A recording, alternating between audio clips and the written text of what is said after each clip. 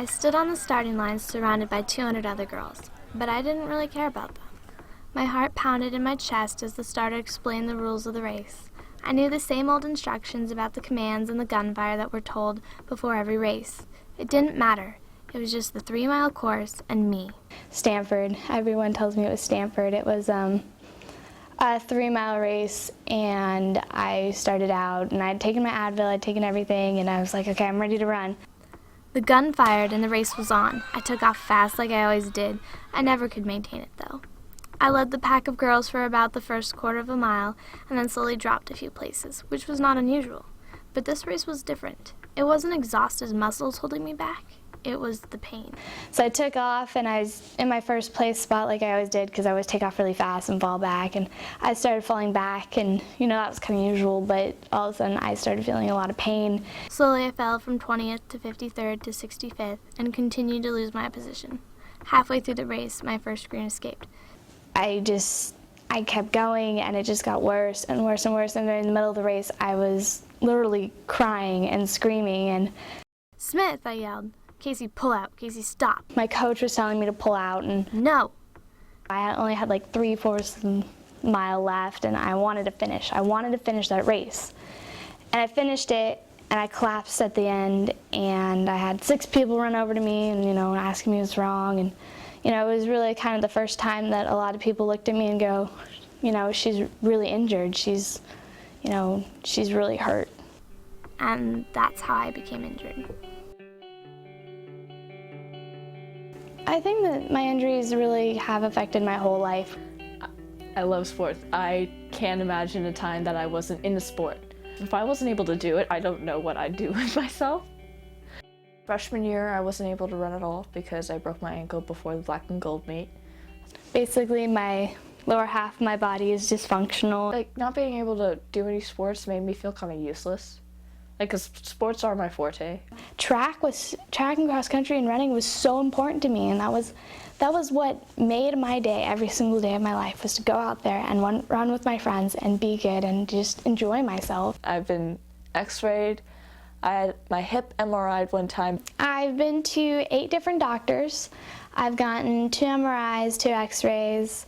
I've been to physical therapy twice now, and no one still is really sure what's wrong with me.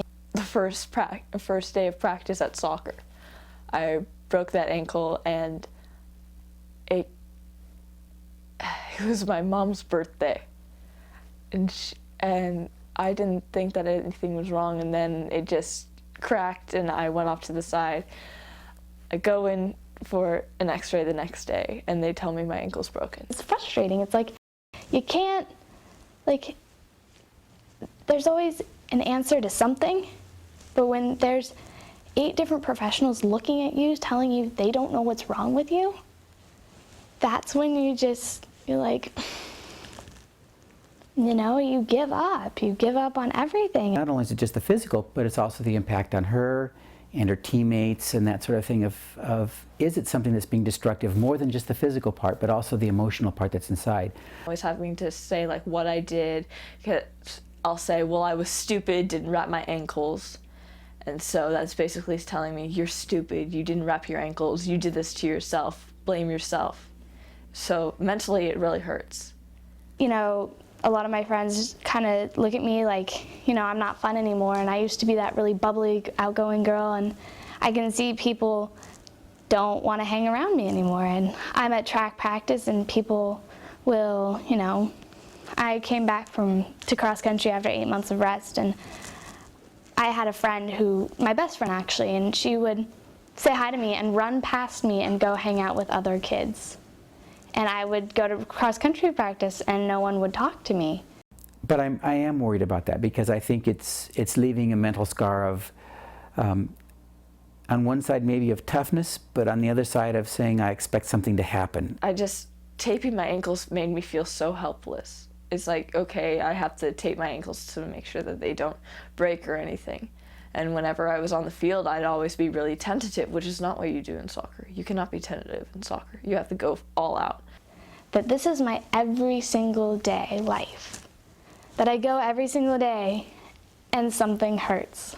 Whether it's my knee, or my ankle, or my calf, or anything. It's got to be something. And so those two can kind of get mixed. And toughness is good, but also the expectation of something happening wrong is not so good. When someone takes away something that was your dream, something that you enjoyed so much, there's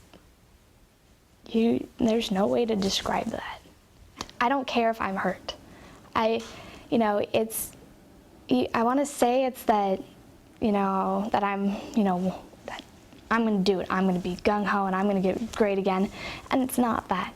I think it's a little bit of the fact of, I'm living in my past, and I'm hoping that, that enjoyment that I did have will come back. And sometimes you realize it's not going to come back. And that's really hard, but, I want to show people that I can get better. I want to show people that I'm good again, and I want to be that person again.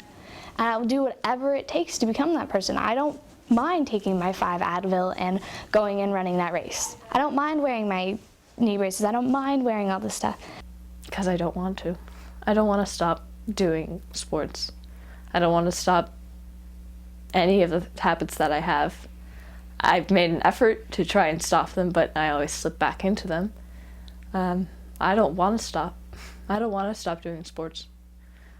Why should I have to? The answer is still unclear, even to those experiencing it. For some of us, it's being part of a team. For some, it's being so competitive and so determined to win. But it all comes down to one thing: